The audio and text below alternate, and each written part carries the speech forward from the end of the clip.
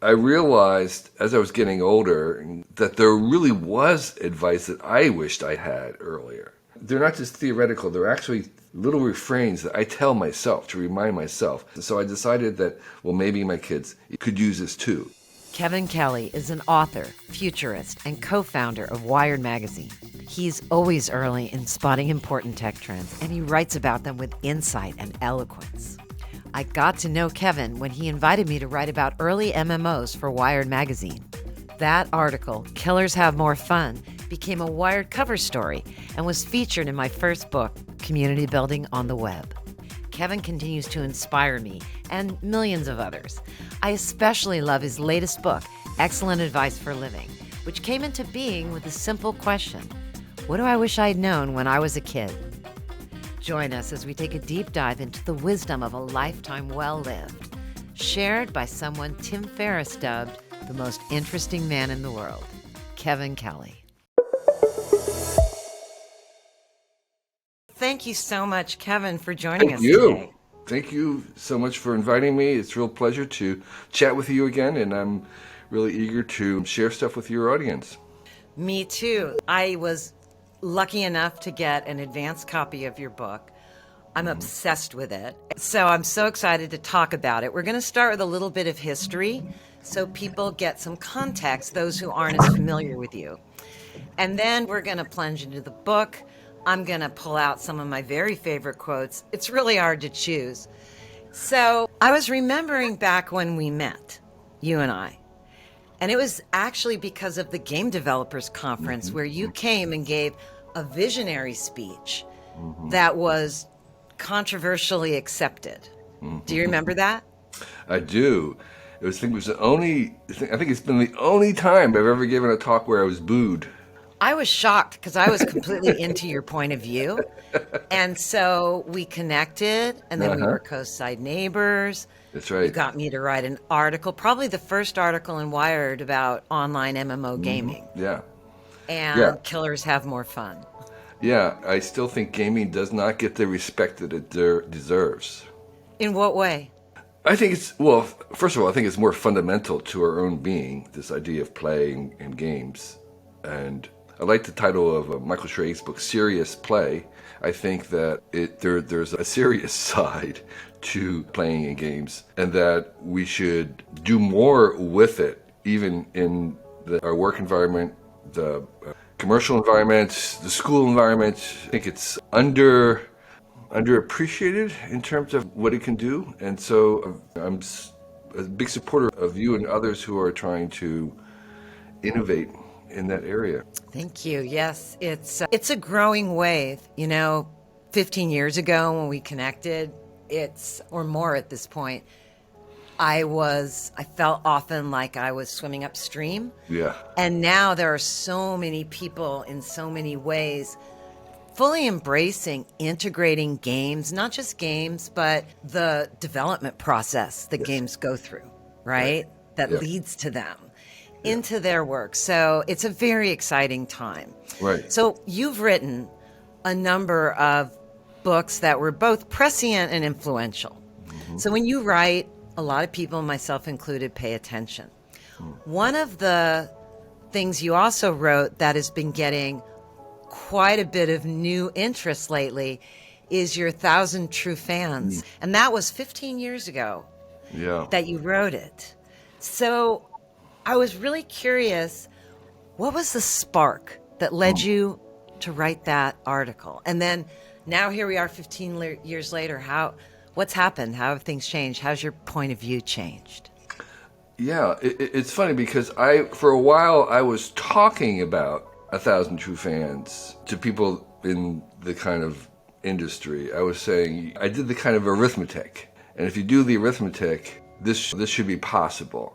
And I kind of left it at that. I never really developed it into something that was more thought out than that. And I did that, and I was talking for several years and years, saying, I think that if you did this and this, you can make this work. And again, this was before there was Kickstarter, before there was crowdfunding platforms, and so it was a very abstract idea. And I was at a party, I think I remember, and I was talking to someone in I think like Hollywood or media business. And I kind of, in retelling this for the first time, I stated it as a premise. And I realized, oh my gosh, I need to write this down because there's something there that I think would work. So it was always kind of a theoretical, like proposition, like in theory this could work, though I didn't know anybody who was doing that. I'm saying, yeah, I think this could work. And so I wrote it up as a blog post, and I got a lot of pushback, including from our mutual friend, Jaron Lanier. I just saw him the other day. He says hi. Yes. And So what did Jaron say? well, Jaron considered himself a musician, even a professional musician, and made some things that were for sale and made some money. And he's saying that there was no evidence of this ever happening. And that he doubted. He says all the success of the independents were people who had left labels. They had kind of gotten their reputation, their audience from the label system or the studio system or the publishing, Right. and then left. And that this idea of kind of a bottoms-up organic thing was just not happening. And so based on that, I actually said, well, that's a legit. So I started to do research to see if I could find any examples. And that was my second attempt. And I was beginning to find one or two people who seemed to have had an organic bottom-up example. And of course, now I encounter people almost every day who tell me that, yeah, this theory, this framework enabled them or inspired them to make 1,000 True Fans. And there are definitely plenty of examples of people who are organically developing from their customers directly a livelihood. And so I would say the origins was a theoretical construct that I was very tenuous about. And I put it out as a way of seeing whether it was true or not. So you had a hypothesis, and then you got some data from the world. Yep. So now, here we are, 2023. What happened? Why did that happen and Jaron was wrong? Yeah. I mean, I understand why he was thinking that way, for sure. Sure. But what happened? I think what happened was technology. Technology developed the tools to, like Kickstarter, like all the other crowdfunding, like social media, that enabled people to, importantly, match up. So the whole premise of 1,000 True Fans is that, just to restate for those who don't know, is that if you have direct interaction and contact with your audience and you have them pay you directly, that when you disintermediate into other layers of labels and producers and publishers and stuff and get all the money yourself, that you don't need a very big audience at that point to be able to have a livelihood. And that's all premised on this kind of interacting with your audience directly. And not just interacting, but more importantly, finding them and them finding you, this matching of them, which was part of the second half of that puzzle. Not just that you can have them give you money, because we did that with the kind of crowdsourcing platforms, but actually being able to find you and you find them.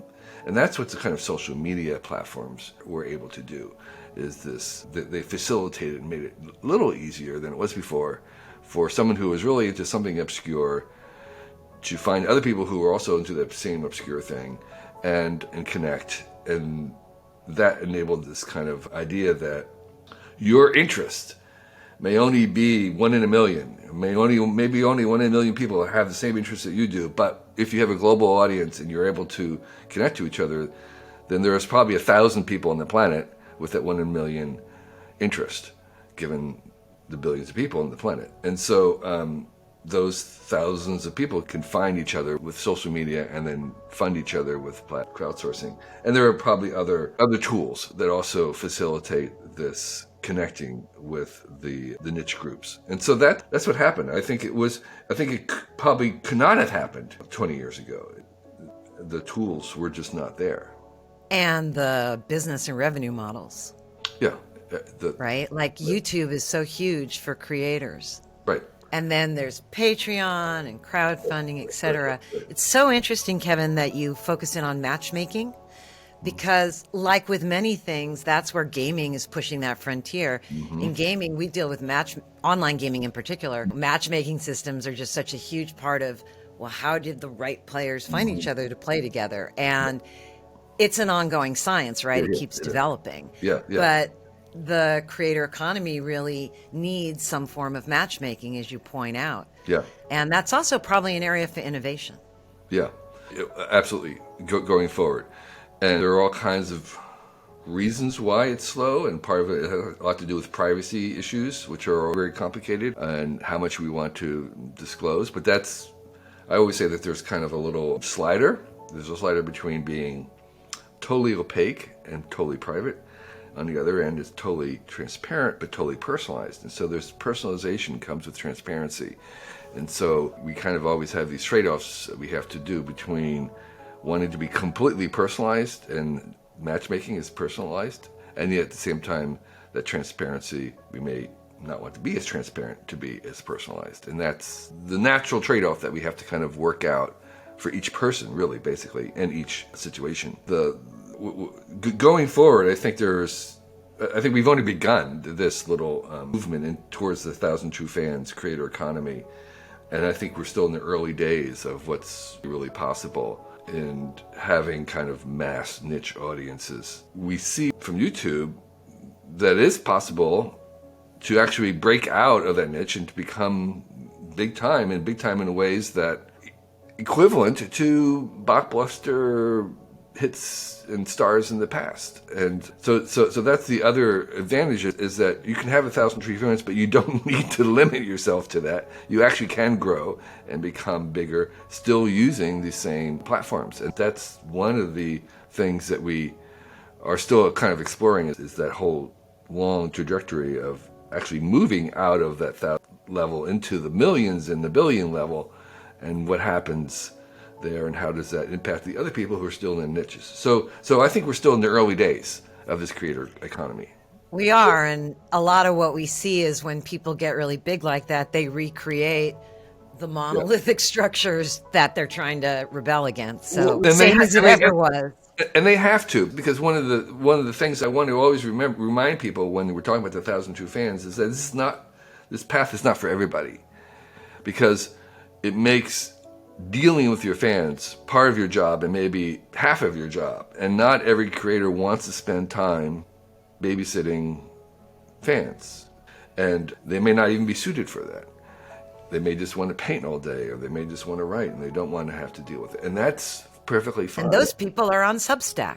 Yeah, that's perfectly... Right? That's the other 1,000 True Fans for writers. Yeah, that's perfectly fine.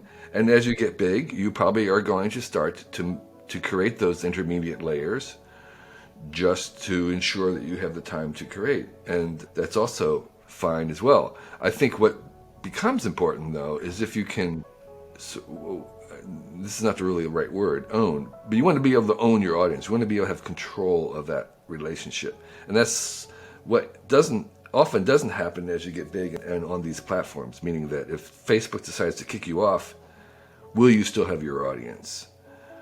Okay, if a big platform decides to shift, do you still have your audience? And that's where it comes back to this important thing of you having a direct relationship with your audience. And that is really the key thing in this. And particularly as I'm old enough to realize that I can outlive the platforms. It's like these platforms are very ephemeral, really. They seem to be dominating and taking over the world, but they are very fragile and ephemeral. And you have to kind of remember that. Email and texting, baby. Get those digits, right? I mean, that really is, this is so fundamental, but it's this piece of advice that I've heard thousands of times. You got to build your email list. Yeah. Any platform can pull the rug out from under you, disappear, change its policies. Right. This is my get outlawed in the U.S., right? Yeah, this is my friend Craig Modd's constant refrain, is that, you want to have your email list. And he's gone so far, he has his own version of Kickstarter. He calls it Craigstarter, and it's an open source version of Kickstarter. And his idea is that, you want to be able to kind of not own the audience, but own that channel with your audience. And so I think that that's one of the challenges going forward, is how you maintain that control of the relationship and engagement using these very large platforms. So lots to be done still. Unsolved problems are exciting. And So yeah. let's talk about your new book, Excellent Advice for Living. I know that you were inspired by starting to write down advice for your adult children, young adult children. Yeah. And so, what was the spark that led this to becoming a book coming out shortly? Yeah. I've never been much of an advice giver in our lives, in our kids' lives. I was much more following, I think, what my parents did, which was they reared and trained us by doing rather than saying. I mean, that was true because I paid much more attention to how my parents behaved than what they said. And I think that's probably true for most kids. They're not really listening to you, but they're watching you very carefully. So we weren't an advice-giving family, and I didn't preach very much. And that seemed to have worked. I realized as I was getting older that there really was advice that I wished I had earlier.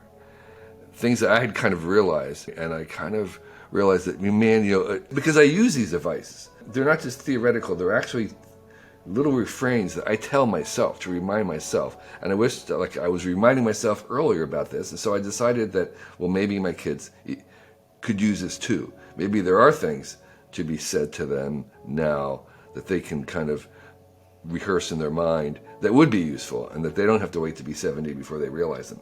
So I wrote some down just off the top of my head for my 60th birthday. And they were kind of just things that there was making a list out of what I knew with nothing else other than I was going to give them away on my birthday as a kind of an Irish present where you give presents on your birthday. And so I posted it. I shared it among family and they were enthusiastic, so I decided to post it and it went viral. And to a degree that I was surprised by. And I was encouraged by that to do it again next year because once I got going, I realized I had more to say.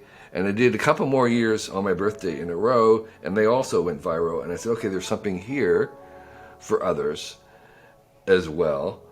And I decided to kind of keep going and put it into a handy book that you could hand to someone graduating, a student or some young person. And Great use case. yeah, and that's and that's what we did. So it was, I wanted it to be a small kind of gift book, something small and not intimidating. And the form of the advice is tweets, basically. I didn't realize it at the time, but looking back on it, yeah, they're little tweets. They're tweetable bits that take each one takes kind of an entire book and tries to compress it into a single sentence. And that aspect of trying to compress it was something that I really enjoy. That's my kind of writing, is telegraphic, is trying to take a lot of stuff and put it into as few words as possible. And that was the game that I played while writing it, was like, there's a lot to say on this, but can I reduce it all to one sentence and have it be practical and have it be and encouraging? And so that's the origins of it. It was fun to do, and I also really try to only write down things that I truly, honestly believe. Not that just that I heard, but actually that I can endorse and say, yes, I really believe this is true. As much as possible that it could be actionable, that it would, if you reminded yourself about it, it would be useful. I want to dig in on this book because it's got just so many great things. I've been tweeting and more on LinkedIn as well, and on YouTube sharing little quotes from your books as we've led up to this interview. One of the things I love about these quotes is there's so much wisdom about human nature, and that's hard to get when you're young. When you're young, you're figuring out human nature, but a lot of your quotes about human nature, me as a psych graduate, and I'm just always so interested in people and how they work. Here's a couple. I wondered if there was a story behind these. Yeah. Here's one, which is really echoing Carl Jung. A great way to understand yourself is to seriously reflect on everything you find irritating in others. Yes, yeah. So, boom. Right? If you realize that, it's like Yeah. flipping a switch. Exactly, right. Yeah, I don't think there was not a particular moment or something in my own life that gravitated that. This was more just an observation of, say, my the things that I would notice in others, and it's like, this sounds familiar. This is sort of my own way of acknowledging that I'm dealing with the same challenges. And so being able to kind of reduce that, again, this sort of long, involved stuff and complicated, I wanted to put it into a little reminder. A little reminder is, yeah, if you find, just remind yourself, if you examine your own personality when you find someone else irritating and what it is that you find irritating about them. Because there may be something there. It doesn't always, but it may be, and that little journey of trying to look at yourself at that moment will help you a little bit. I love this piece of advice because it really taps into self-autonomy and all the things that drive self-autonomy, which is such a key. Yeah. Feeling like you have responsibility for your own life. So a related wonderful aphorism is when someone tells you what ticks them off, they're telling you what makes them tick. Yes. Whoa. Yeah. Related. Yeah, exactly. Like I get very annoyed by people who are late. Promptness, as I say in the book, is a sign of respect, and I feel disrespected when people are not prompt, and so I have to kind of look at myself and say, well, okay, what is that about? Right? Why is that important to me? Right. Again, extracting a lesson out of an uncomfortable feeling. Yeah. It's like, if it's going to be uncomfortable, might as well learn from it. Right, and that's another bit of advice, which is that you can reckon your personal growth by the number of uncomfortable conversations that you're willing to have. Oh, that's such a good one. Yeah. And speaking of actionable, that's very actionable. It is. Not easy. Never easy. Yeah, you can sit down with somebody that you respect or love and have a difficult conversation, and you'll both grow. Yep. So you have traveled a lot. Mm-hmm. You've published some amazing books of photography, Vanishing Asia, which you very generously gifted us. It's on my coffee table. I love that. It is your coffee table. I know. You've got some great travel quotes. And again, you've got some experience backing this up. One of the ones that really stuck out for me, a major part of travel is to leave stuff behind. The more you leave behind, the further you'll advance. Yeah. Can you unpack that? Yeah, the copy editor was saying, do you mean like travel stuff or other stuff? And I said, Yes. both. Yes. They wanted to change it to clarify. No, I think I like the ambiguity. So as far as travel advice, it's absolutely true that I believe that your journey would just be improved by leaving half the stuff you intend to take back. Because part of where you are going is to leave your home, is to leave what is familiar and to leave what is comforting and to embrace a little bit of discomfort. That's actually part of the intent. And that intention is to get a little lost, is to have a little discomfort, is to see things in a new way, in addition to relaxing and all the other things we want. So that's hard for many people. That's a very, very difficult step for many people, it's to kind of strip down and be discomfort. And there's no comfort in being discomfort, which is the paradox. And so when I travel, I'm kind of at the far end of the strip down, go light. I'm way off the chart. Not everybody can really enjoy it or deal with that. And that's fine, but I would say whoever you are, go a little further than you have gone before on your next trip. Just take a little bit less, and you'll find it rewards your journey tremendously. Awesome. So another quote that resonated so strongly for me, and it's a lesson that I learned that I also heard from very wise people early in my career. Let me quote you. To make something good, just do it. To make something great, just redo it. The secret to making fine things is in remaking them. Man, I wish I had known that when I was young.